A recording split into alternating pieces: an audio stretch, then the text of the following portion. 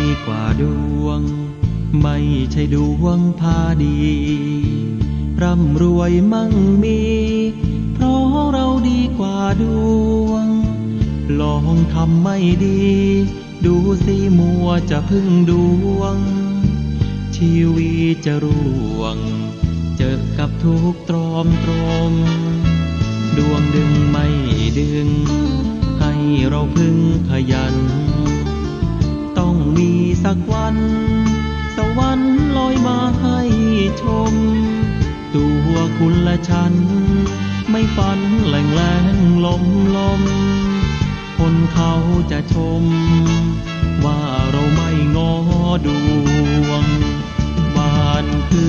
ชอย่างไรก็ได้เช่นนั้นหากคอยคืนวันชีวิตเราท่านน่าห่วงมีหนึ่งสมองสองมือยื้อได้ทั้งป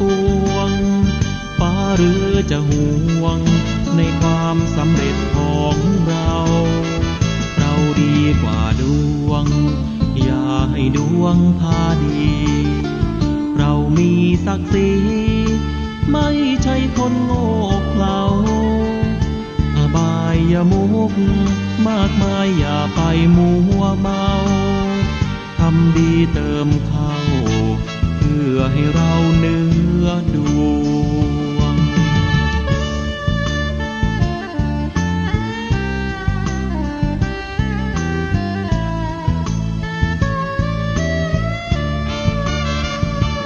หวานพื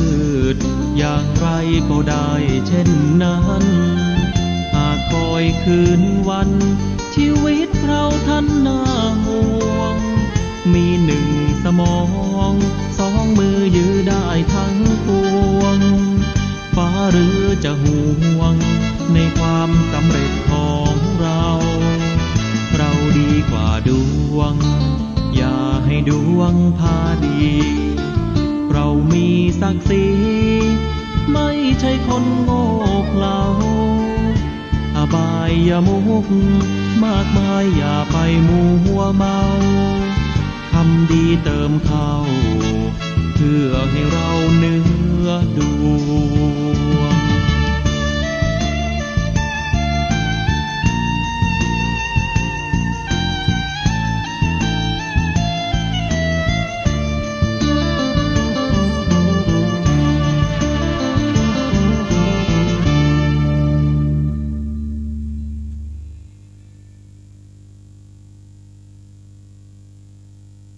กัมมุนา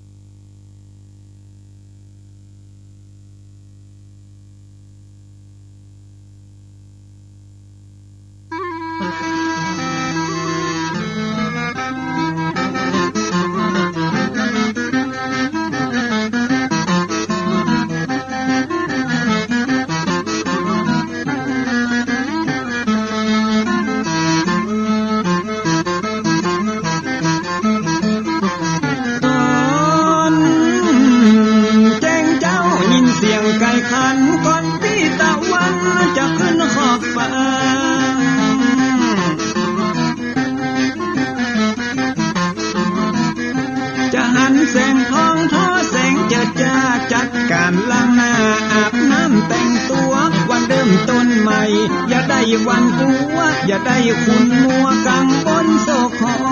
น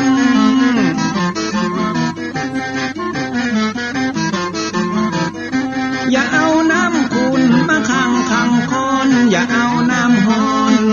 มาลวงหัวใจฮ้อนอ้วมอารมณ์คุณคองตอนฮับวันใหม่นี้น้อง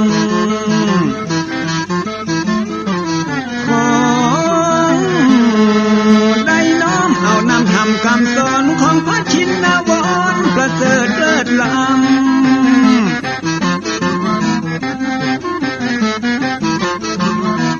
จับจุงจิตใจคือออกจากอำบ่ฮือด่างดำโศกเศร้ามัวมองแสงแห่งธรรมะนั้นเป็นแสงทองส่องใจเรียวร้องถึงวันคำเจ้า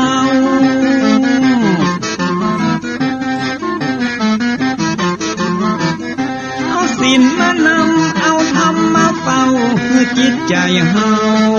จุ่มเย็นฝ่าฟันทุกเห็นต่อไปหน้าจะบ่ไหวหวันแต่เนิ่น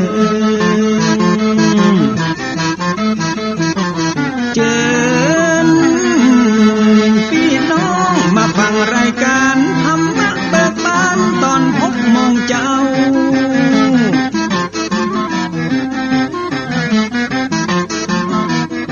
ฟังธรรมปื้นเมืองอันเป็นแบบเบาท่านพระครูวิสิทธิ์ศีลาภรณ์ตั้งใจเจ้าคณะตำบลป่าแดดนอนในเจ้าอาวาสวัดวังสิ่งคำตนนี้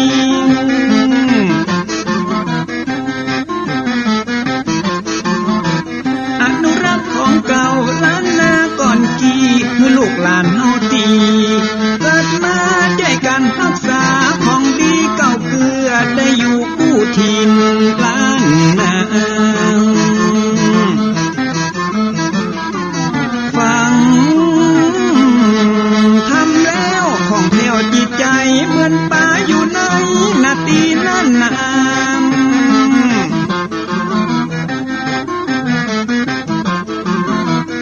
เหมือนไม้สลีอันมีไม้กำเหมือนเสืออยู่ธรรมดงดอยคุณเขาสุขของมนุษย์ยิ่งใจหมู่เฮาสุขที่ได้เอาธรรมะห่มตุ้ม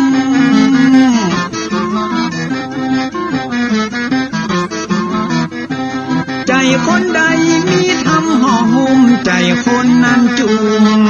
ใจบ้านมันอยู่วิมานเวียงวังจันแก้วบ่มีในเต้าแล้วนอ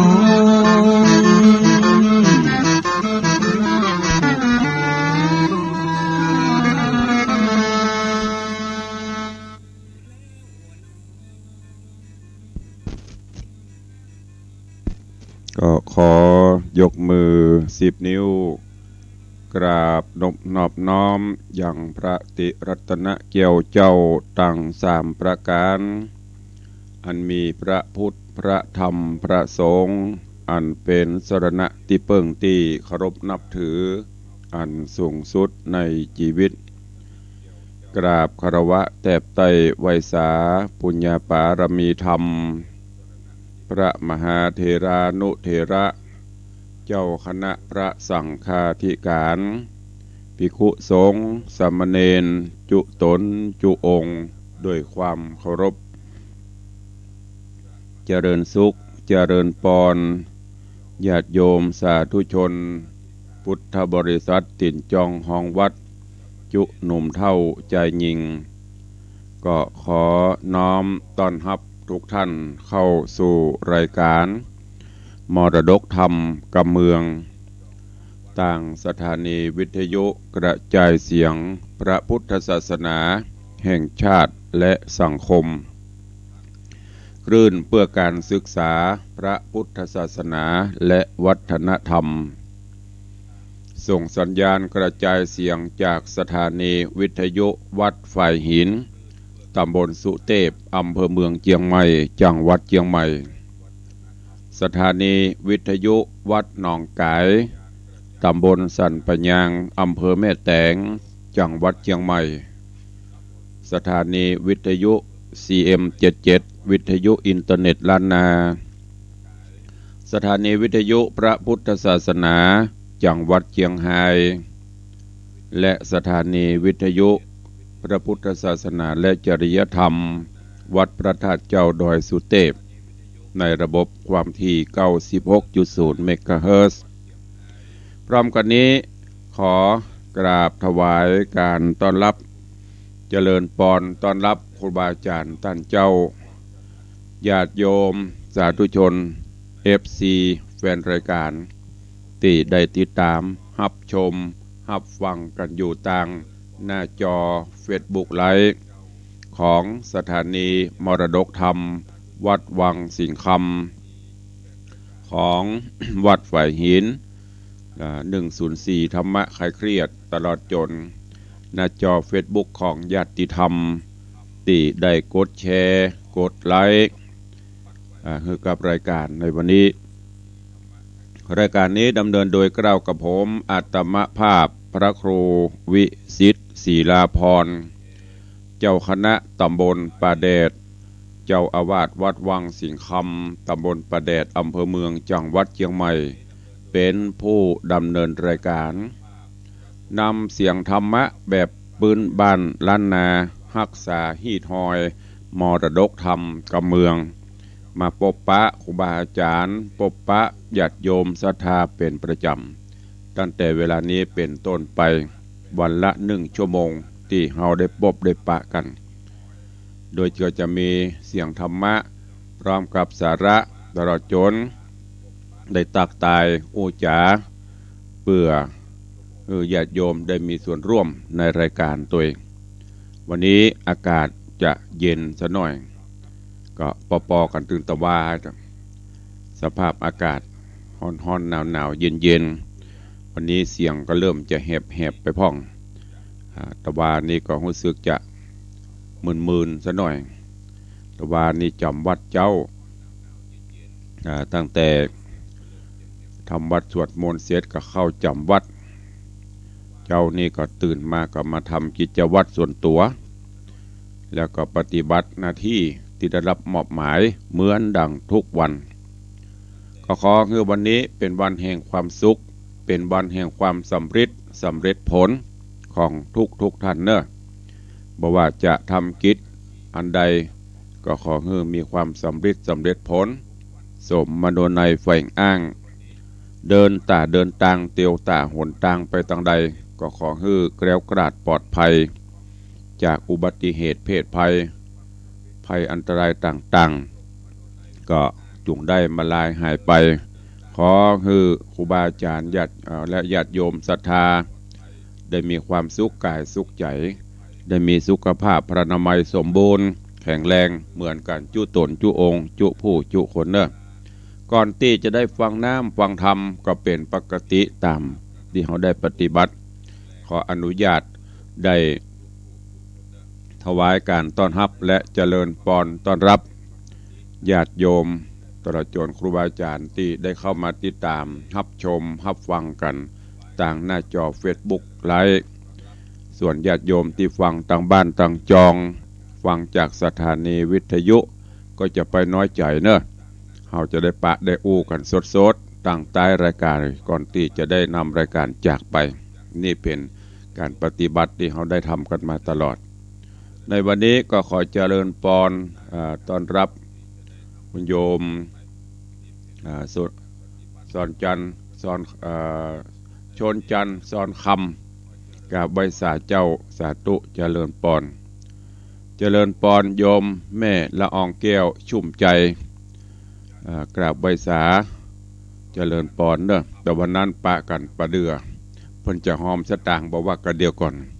เริ่มได้ปะกันสักกำเป็นอย่างกระเดียวรอมันนักเนอะเอามาหอมสร้างห้องน้ำในวังเนอะแม่เนอะเจริญพรพี่นันจรันปิยจันทร์กราบสาธุตุลุงสาธุเจริญพรเนอะเจริญพรคุณโยมปัทมาแจมโรกราบใบสาเจ้าสาธุ เจริญพรคุณโยมพิรุณพักดีตะวาก็ว่าไม่ได้หันเปิ้นเป็นละอ่อนหรอกเปิ้นไปแอวกันหันในเฟซ เป็นนักเรียนกศน.เจริญพรเนอะเจริญพรต้อนรับคุณโยมจรัญสุทธาจรัญสุทธาแม่โจ้ดอยแต้นพระผาหลวง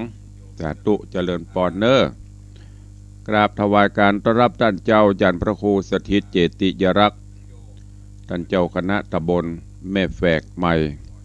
ท่านเจ้าอาวาสวัดเจดีย์แม่ครัวกราบน้อมไหว้สาครับสาธุเช่นเดียวกันเนอะหลวงพ่อเนอะเจริญพรพร้อมไหว้สาเหมือนกันเจริญถวายการต้อนรับท่านเจ้าเสียทีแห่งเมืองละปูน ท่านจันทร์พระครูสิริวชิโรภาสสาธุอนุโมทนาบุญครับเช่นเดียวกันเนอะวัดสันปะไฟเป็นกับบูรณะพระเจ้าแบ่งบูรณะศาลาปิดทองพระเจ้าไปจะไปห่วมตัวท่านเจ้าก็เจิญเนอะตีวัดสันปะไฟประม่วงสันปะไฟ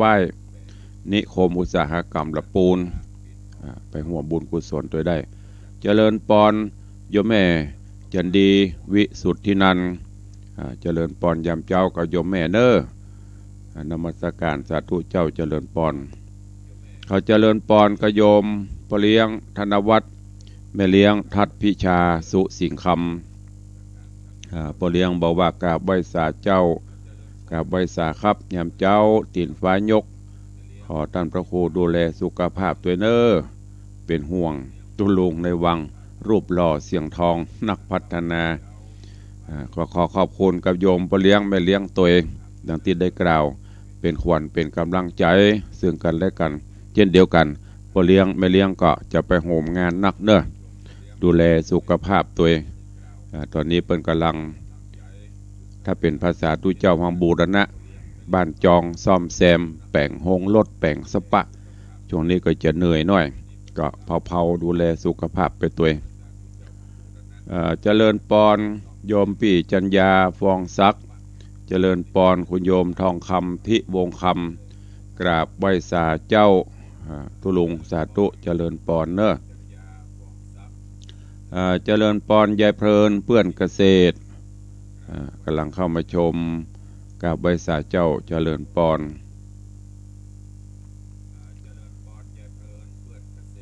แล้วก็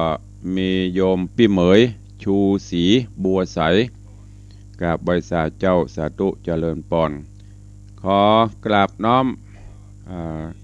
นมัสการถวายความเคารพเนอะหลวงพ่อท่านพระครูโกมลสิทธิการหลวงพ่อท่านเจ้าอาวาสวัดโกมลสิทธิการวัดโกมลพุทธรังสี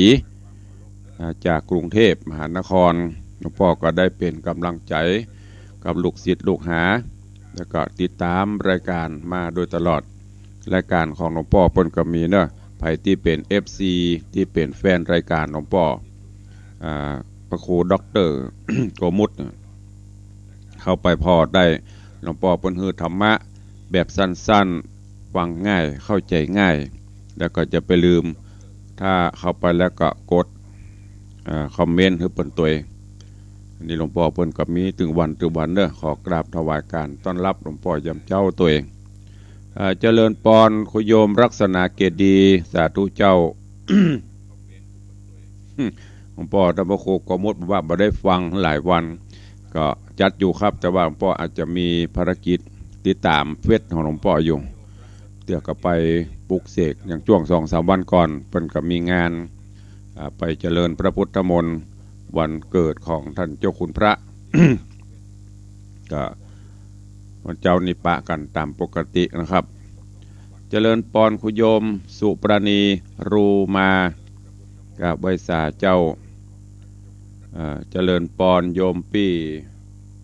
จารุวรรณทองสุขอันนี้เคยเป็น FC ใหม่บรรลัมหันโยมจารุวรรณทองสุขกราบไหว้สาเจ้าเจริญปอนเนอะนี่เป็นครูบาอาจารย์และญาติโยมที่ได้ติดตามรับชมต่างหน้าจอ Facebook ไลฟ์ถ้าจะเมตตา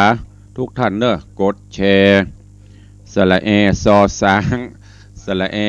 ชอช้างรอเรือกรันแชร์กดแชร์ไปในกลุ่มเพื่อนๆอันเนี้ยแชร์ไปเตอะญาติโยมทั้งหลายเสียงธรรมอันบะแลมแต้มแตะอย่างบุหุนั่นจะไปแชร์ถ้าหานก็กดลบขว้างเถอะที่มันบ่มีประโยชน์ต้องไปซ้ำเติมอย่างกระไผอันนี้เป็นเสียงธรรมะอย่างครูบาอาจารย์เปิ้นฮื้อธรรมะนะอันน่ะกดแชร์ไปนักจะได้เป็นประโยชน์ชนะโลกนี้จะสีวิไลเอาส่วนมากนี้สังอีบอกเขาลอยได้แชร์กันปุ่นไปแชร์อันยังหุผีเบา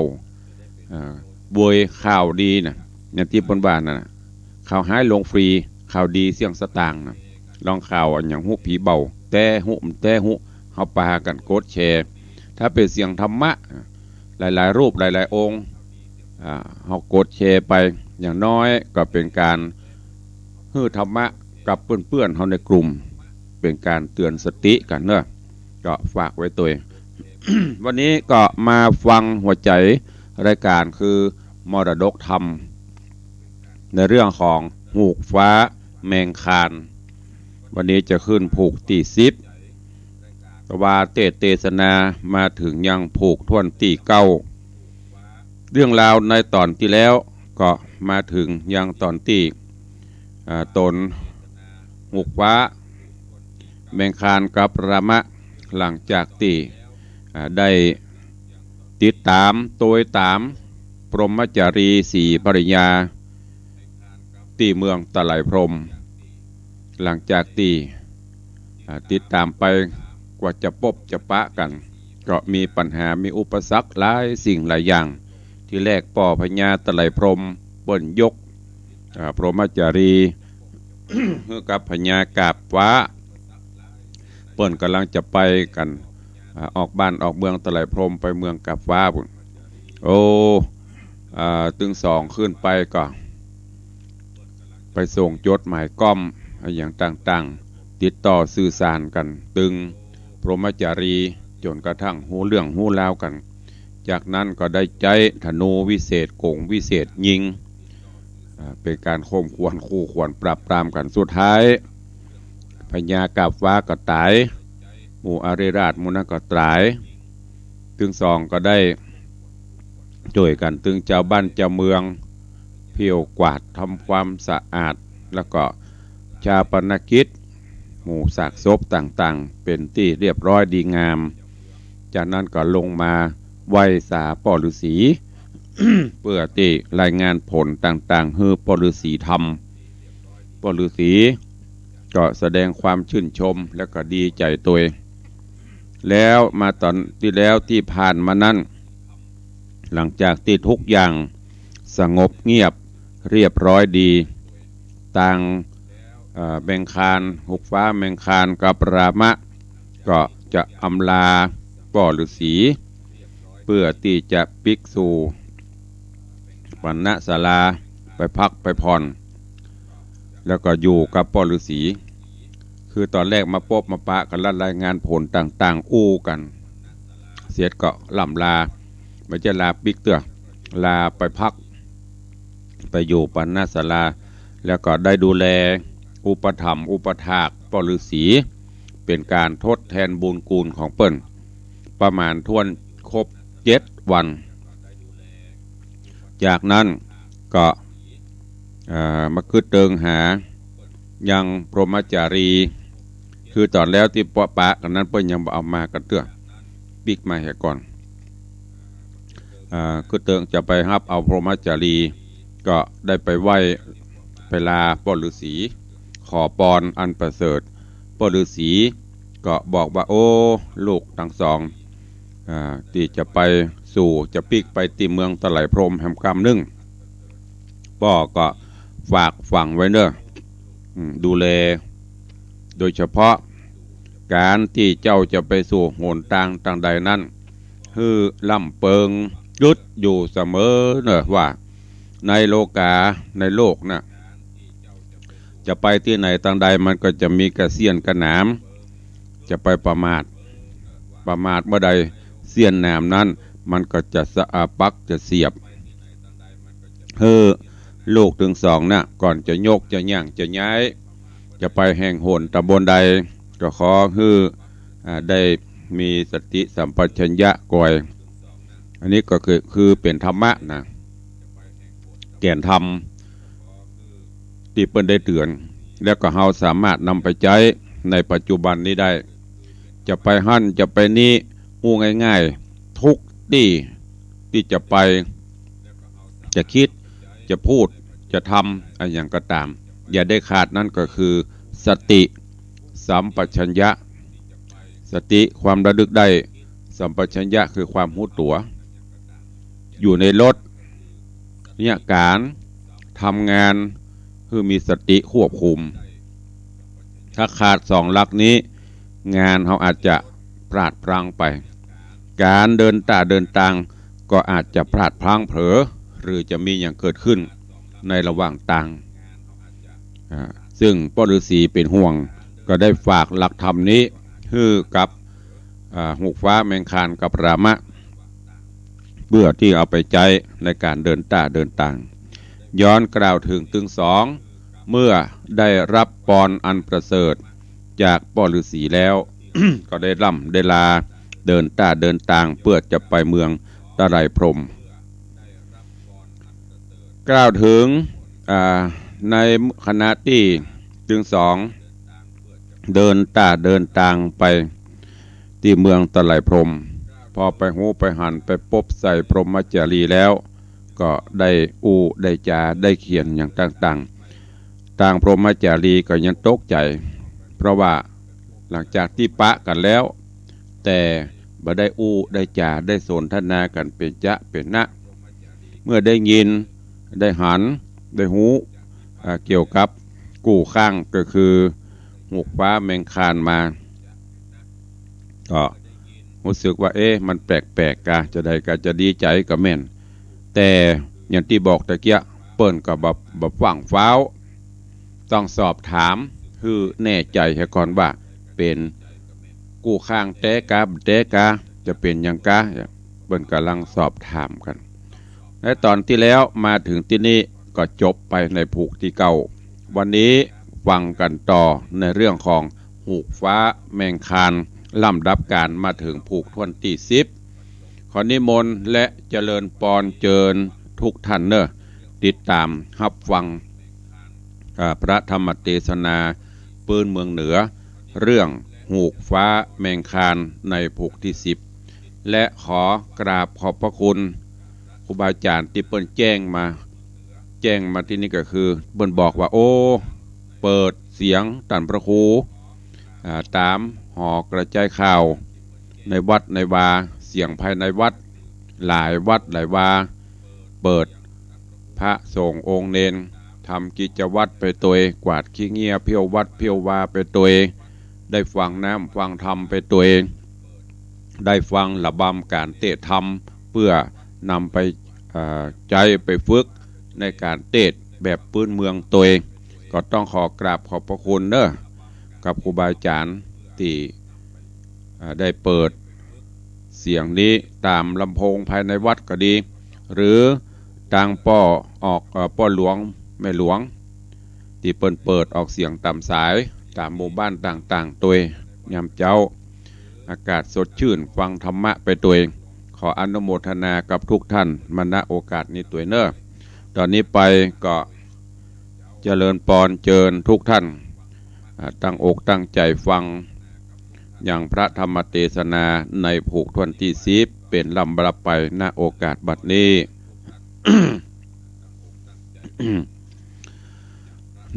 นะโมตัสสะภะคะวะโตอะระหะโตสัมมาสัมพุทธัสสะ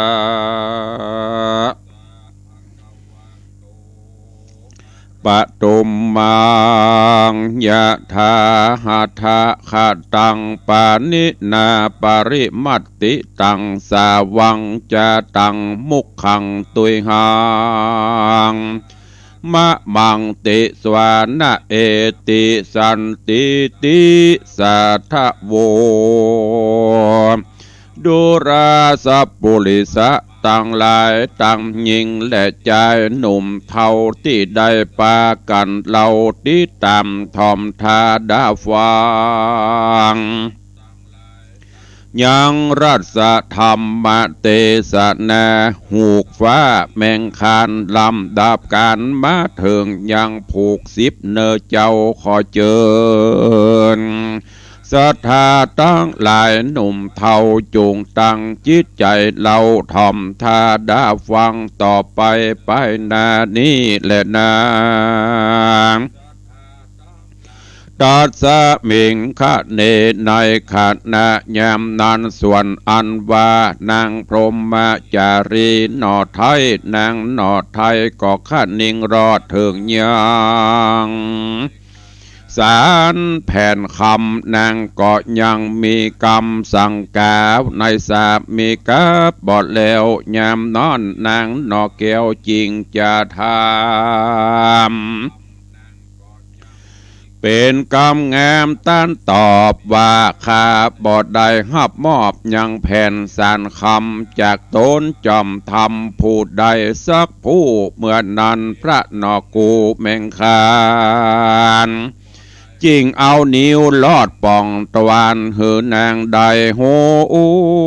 ว่ากูปี้บ่ได้กล่าวกรรมสั่งยูหือหากเป็นกรรมสัจจริง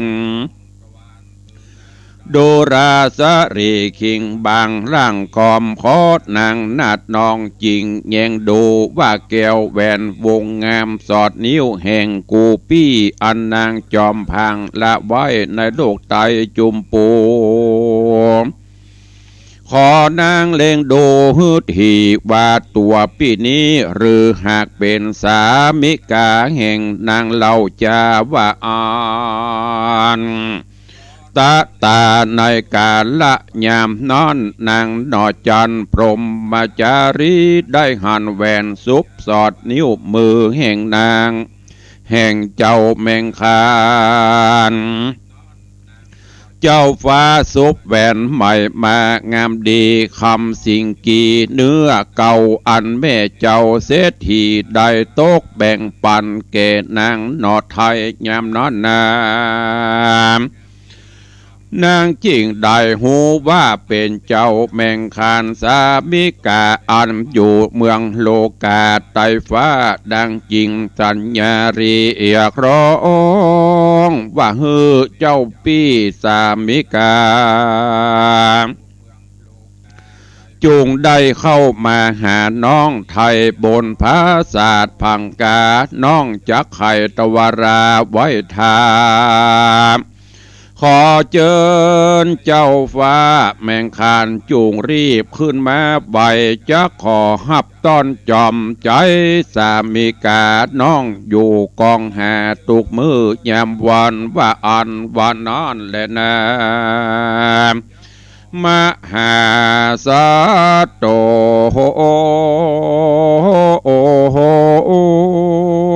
ส่วนอันว่ามหาสัตเจ้าตนองค์อาจจริงได้เข้าไปสู่ภาศาสตร์หอขวางวัดดูราสรีคิงบางเหยน้องแก้วบัดนี้กูปี้มาแล้วจอมหาม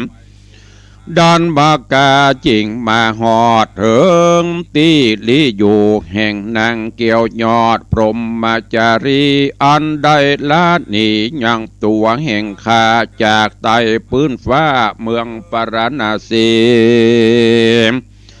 มาอยู่บนปุรีพรหมเทพไทยบัดนี้กูปี้ได้ปะหันนางจอมขวัญเมียแก้วล่างบ่ลืมผัวผู้นี้แหละกา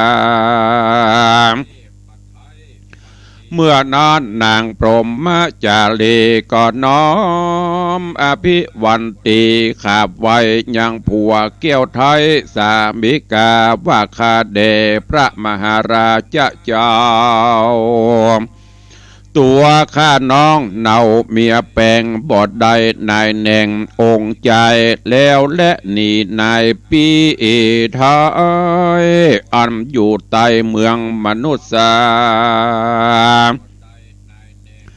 ฮือปีทะลงโลโสกาอยู่ในโลกห้องฮือเงาเป่ามองดอมได้แล้วมาอยู่สุขสบายในเมืองพรหมเทศนางแก้วเกตร่ำให้ไขสาร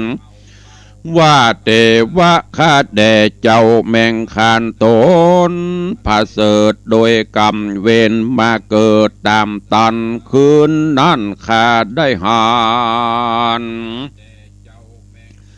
ยังเสนาพรหมเทศตนมาจากห้องเขตเมืองตะไรพรหมเหาะมาโดยหลวงโกมอากาศเข้ามาสู่ภาศาสตร์หอคำแล้วมาจากกรรมบอกข้าน้องว่าตนพ่อแม่อันอยู่แห่งห้องเมืองตะไรพรหมตั้งสองอุดมเจ้าฟ้าเฮือได้รีบกว่ามาไว้เพื่อหับเอาข้าจอมใจคืนไปอยู่เมืองตะไรพรหมว่าอันส่วนเจ้าพี่นั่นก็นอนหลับอยู่บนจองคำ ข้าน้องไทยไขกำเรียกร้องอย่างเจ้าปี้องค์ใจก็มาลับบทตื่นใดข้าน้องไทยอยู่ไปมาตนพระสามิกาเป็นเจ้านอนหลับลมแต่เล่าแม่นว่าข้าน้องเนาจะเรียกปานดาพระสายใจสามิกาก็เหมือนดังคอนไม้อันนอนอยู่กลางป่าส่วนว่าเสนาแห่งเมืองพรหมเทศก็มาร้องเรียกเฮือน้องรีบเร็วไวแล้วมันก็รับหอบอุ้มเอาตัวน้องพรากหนีจากคุมแล้วเหาะสานขึ้นสู่อากาศฮือมาอยู่นอยห้องราชเมืองตะไรพรหมนี่แหละนาคาแด่เจ้าแมงคานตนองค์อาจตนเป็นพระบาทสามิกาขอจุงคุณนาภายโพดแล้วอดยังโตสาว่าอันแล้วนางนอจานพรหมมาจารีก็ร่ำให้ในที่ไกลพระบาทไทยผัวควันสองมือก็พันเกี่ยวกอดปานดังจากดอดจริงตายเจ้าก็กอดเอาพระสมใส่เจ้าแมงคานแล้วก็อภิวานนบขาบวันตนาว่าข้าแด่พระสามิกาเฮยตีว่าขอพระจุงได้ภายโพดแก่ข้าพรหมมาจารีโสดดิลีหรือว่ากรรมเวรมีมาค่อยมาควายเฮือสองเฮาได้พรากนี้ก่อน หรือว่าอาติตังล่วงแล้วเฮาได้กระทำกรรมกาดแก้วเอานกพระกันกรรมเวรนั้นมาตันตอบใส่ฮือเฮาสองเฮาได้พรากใหญ่จากกันในภาวะจาตินี้หรือว่ากรรมก่อนกี้ยังมีได้กระทำกรรมอันบอดดีฮึกหยาบได้กันกาบยังนออรหันตาน้อยอติตาปังก่อนและกาว่าอันแลตาน้อยกาดละยามนอนส่วนอันว่านอโปติสัตเจ้าแมงคานได้ยินกำนางพรหมจารีมาขานบอกกล่าวพระนอเต้าหักยินดีแล้วดอกบุญมีก็ไขว่าตีตอบถอยว่าพัดเทดูรายอดซอยพรหมจารีน้องเนาอันว่ากรรมเวรเก่าปังลางได้คืนมาปังตอบใส่บัดนี้กรรมให้ก็ได้พรากนี่ไก่บ่มีเวรอันใดมาถูกต้องแล้วสองเจ้าก็จะปากป้องสันดีโดยปิญาสิเนหาบอกแก้วถึงกาลละกลางคืนล่วงแล้วเลยไปสองพระจอมใจเป็นเจ้าก็ลวดเข้าสู่ห้องราชพังกาในรัตติญาคืนนั้นรุ่งแล้วพระสุริญาเกี่ยวเก่งส่องขึ้นสู่ห้องวิธีเตียวตามราศีต้องเต่าในโลกกธาตุเราจักรวรรดิแสงเรืองบานแจ้งส่องผับตัวห้องเมืองแทนโพรมยามนอนเจ้าอุดมแมงคานหนอแก้วกับนางหนอแก้วพรหมจารีก็จวนกันขึ้นไปขาบไว้ปุรีตนป้อเจ้าสองเจ้านบน้อมเกลาเจียนจาม ว่าตาตาข้าแด่ป้อพญาเป็นเจ้าข้าลูกเต่าตั้งสองขออภิวันนบน้อมว่าขอพระป้อไทยจุงเมตตาผ่านนิพายโพดแก่ลูกน้อยโสดดิเลหนึ่งในรายถีกลางคืนล่วงเจ้าว่าแมงคันนอกแก้วสามิกาโดนอยู่เมืองปาลานาสีเขตห้องได้ลุ่มตองเมืองมนุษย์สาเต้าได้เสด็จขึ้นมาหาลูกเต้าตนนั้นและคือเจ้าแมงคานได้เข้าไปสู่สถานผาศาสตร์อยู่กับลูกน้อยราชบุตรีเสียงไรตียาคืนนั่งนึ่งแล้วเหตุดังอันขอพระปิ่นแก้วตนป้อจุงได้คุณนาแล้วมีเมตตาภายโพดอดยังโตสาแก่ลูกทั้งสองแล้วขอป้อเป็นเจ้าฮับเอายังฮับเอาคาตั้งสองเจ้าฮือเป็นลูกเต่าบุตรตาฮือได้อยู่สุขตีคาเตียงเต้าในเมืองบ่อเศร้าตะไรพรมไปนาแดดเตอะว่าอันก็มีวันนั้นแหละนาเนติตังขีญาสั่งวันนาวิเศษจากห้องเหตุธรรมเทศนาหูกฟ้าแมงคานผูกตี10ตอนตี1ก็บังโกมสมเรศสเดชก็ได้ฟังธรรมเทศนาหูกฟ้าแมงคานมาถึงยังผูกทวนตี10ตอนที่1ก็ขอโป่งวางไว้แต่เพียงเต้าอี้ก่อนซึ่งพระธรรมเทศนาเนื้อหาได้ตอนนี้ก็หูกฟ้าแมงคานลาปฤษีสะหย่องซานปิกขึ้นมาถึงเมืองตะไลพรหมจากนั้นก็ได้ไปหายังพรหมจารีเมียฮักซึ่งตอนแรกก็ได้ได้จากันพรหมจารีก็ยังบัตัดสินใจอย่างเตื้อต้อง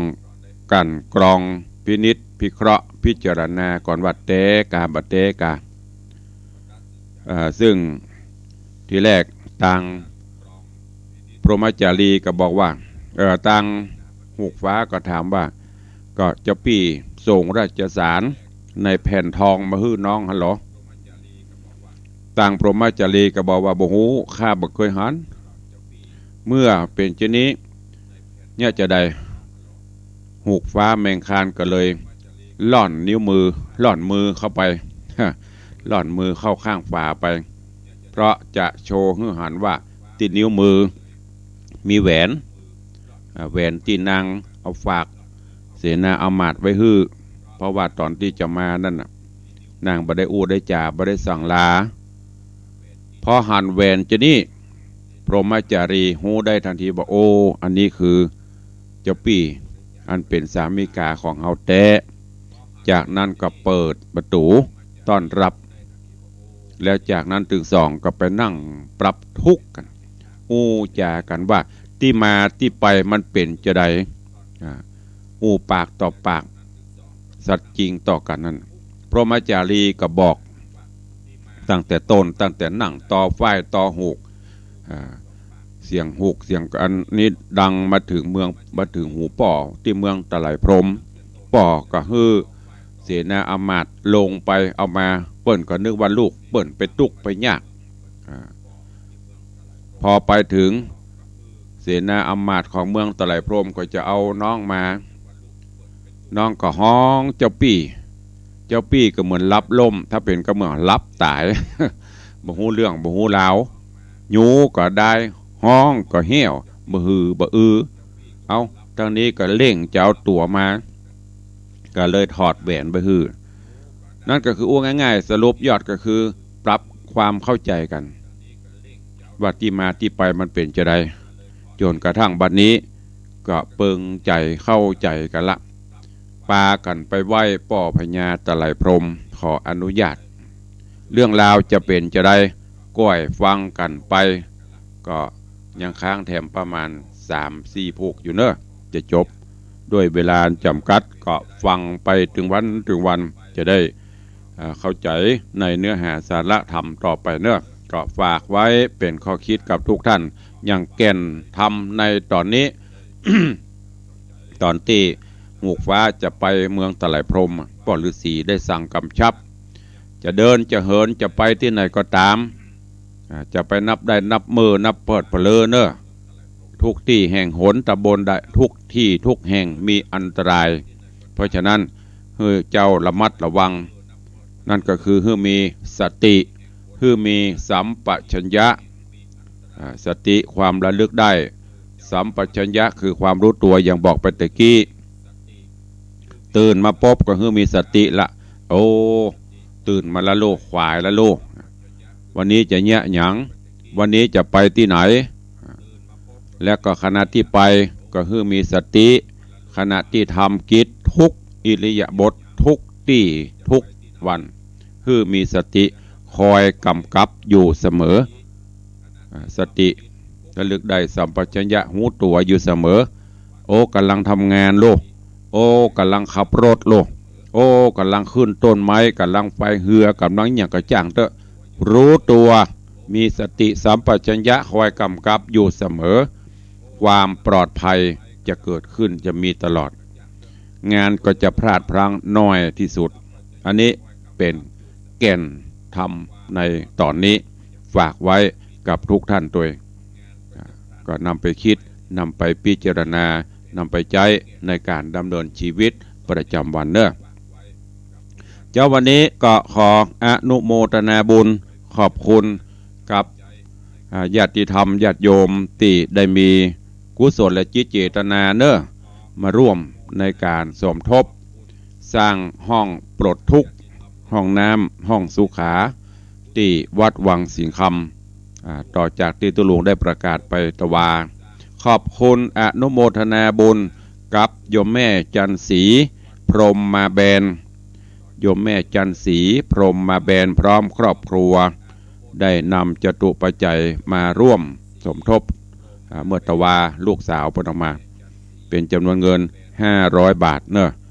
ขอบคุณอนุโมทนาบุญขอบคุณกับโยมแม่ทองท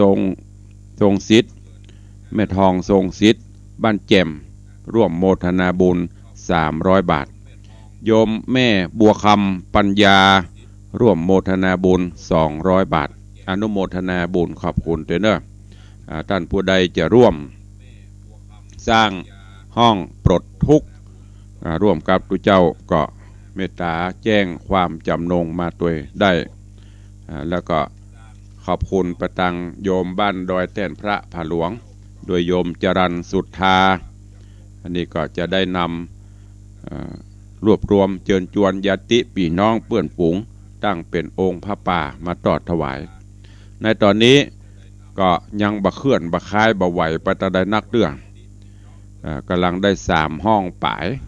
ก็มีตุลุง1 ห้องของปอเลี้ยงแม่เลี้ยงปอเลี้ยงธนวัฒน์แม่เลี้ยงทัดพิชา2 ห้องนอกนั้นที่ญาติโยมเขาให้ห้องมารวมแล้วยังบ่ได้ห้องเถอะเนอะจะแปลงประมาณ10 ห้องค้างแหม7 ห้องใครจะร่วมเป็นเจ้าภาพก็เจริญปอนเจิญแจ้งความจำนงได้เอาละโดยเวลาตั้งปลายเหลือแหมน้อยก็จะได้อู้ได้จ่าพี่น้องตังหน้าใหม่ก่อนจะไปหน้าใหม่ตักตายที่เข้ามาบรรลุนี้ต่อแหมน้อยเนาะมี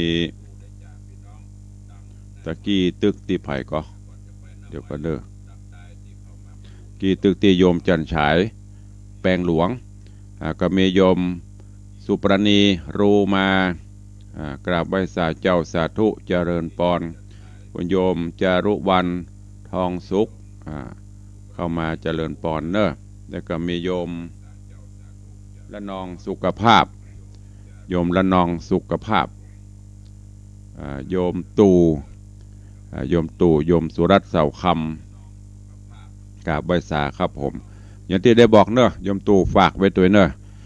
ได้เมตตาเชิญชวนลูกเลี้ยงเอียงคำมาร่วมสมทบมาเอี่ยวในวังพ่องปลาลูกเลี้ยงเอียงคำมาเอี่ยวในวังมาทำบุญสร้างห้องปลดทุกข์เนอะจะได้หมดทุกข์หมดโศกด้วยกันโยมพลอยใจดีกราบไหว้สาเจ้าข้าสาธุเจริญปอนเนอะนี่ก็ตั้งหน้าจอเอาละตั้งบ้านตั้งจองเนาะจะเดี๋ยวจะน้อยจ่อยฮะมะเปิ่นบ่อู้เฮาไก่ก็แบ่งเวลากันคนน้อยขอกำลังใจจากทางบ้านใครจะอู้จะร่วมโมทนาบุญกับตุลุงก็ได้ห่วมก็ได้บ่ห่วมก็ได้ตามเจตนาอู้จากันยำเจ้าเข้ามาได้เจริญปอนแม่หญิงสุชาดา นมัสการเจ้าฟังอยู่เด้อวันนี้อย่างเสียงบ่ค่อยเปล่งป้อยเจ้าเพราะว่าหัวใจก็บ่ค่อยมันเปิ้นเป็นแต่เจ้าเนี่ยเจ้า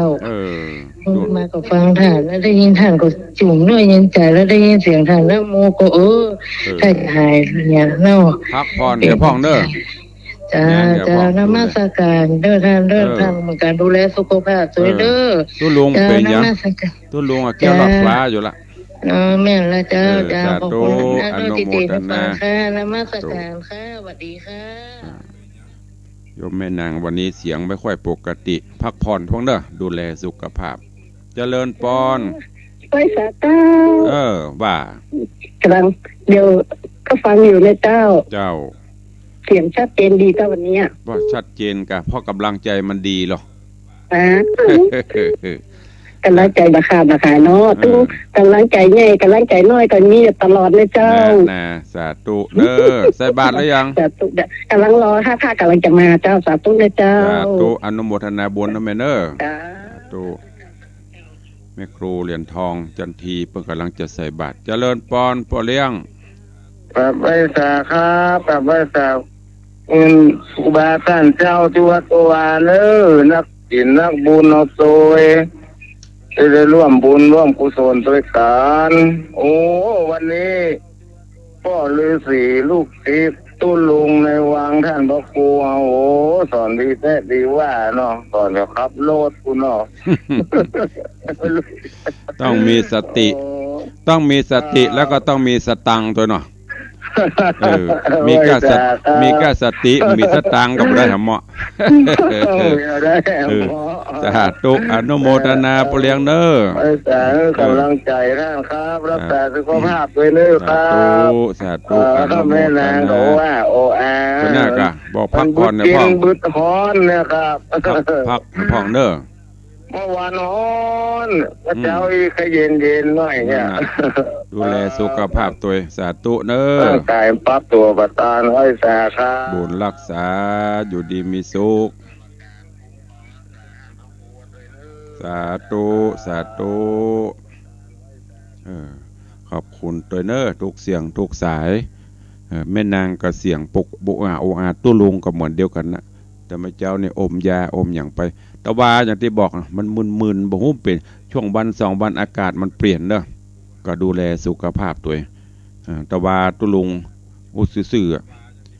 5 โมงค่ะ4 โมง5 โมงแมลงนะมันเพลียเข้าจำวัดเลยอยู่น่ะก็คัดรับให้นอนสะดุ้งตื่นมาทำกรรม6 โมงปลาย7 โมงลูกดีบ่ลูกดีเพราะจะบ่ลูกส่งน้ำเพราะจะลวดนอนป่ะเกิดไปเกิดมาเกิดมันเมื่อคืนนี้กูไม่ได้อาบน้ำเลยลุกมาส่งน้ำส่งท่าไหว้พระกรรมเข้าจำวัดต่อจนพระเจ้านี่ก็สดชื่นมาก็จะไปลืมฉันยุกฉันยากินยุกกินยากันไปพ่องเด้ออย่างน้อยก็พาราแล้วก็แฮมย่างก็อย่างก็ฟ้าทลายโจรหมดนี่ไว้กับบ้านนั่นน่ะจืดๆเนยๆมาก็ใส่เข้าไปเม็ด2 เม็ดดูแลสุขภาพตัวไปประมาทเอาใครจะอู้ตัวตุลุงแหมเข้ามาเด้อเวลาก็ไปเรื่อยๆเหลือบกี่นาทีก็จะหมดเวลาละใครจะอู้จะจ่าตัวตุลุงเหลือเวลาแถม3 นาที 081 7 หายไปทางใดพ่องใครจะอู้จะจ่าตัวเข้ามาเฮาบ่หางเวลาไว้เน้อก็จะน้อยจ่อยใครอู้ตัวตุลุงก็บ่ได้อู้ก็แบ่งเวลาภาคแรกก็จะเป็นเวลาของตังหน้าจอตักตายกันตังหน้าจอภาคสุดท้ายก่อนจะจบรายการก็จะเปิดหน้าไมค์อู้อู้จ่ารู้สึกว่าหายกันไปหมดFC เป็นรายการก็จะมีเตยะสังเกตฟังเตอะไม่ใช่ว่าตุลุงโจมนะมีเตยะพ่อเลี้ยงแม่เลี้ยงมาหาแม่ยมปณีเตยะมันจะมี 4-5 คนนะถ้าหมูนี้มาครบก็คือจบละว่าจะได้ฟังอยู่วันนี้อากาศเย็นตื่นมาก็คือมีสติเนาะรู้ตัวมีสติอยู่เสมอเป็นข้อคิดที่ดีเจ้าเจ้าแล้วก็สตินี่บางทีจะเข้าไปอนุโมทนาขอบคุณเด้อเจ้าบุญรักษาสาธุเจ้าสาธุขอบคุณโยมแม่ปราณีพยัคฆ์ไข่หพลเจ้านี่มีพ่อเลี้ยงแม่เลี้ยงมีแม่ครูเหรียญทองมีแม่ปราณีมี4 สายพะโลไปที่ไหนกันประตกประเสียง9วันนี้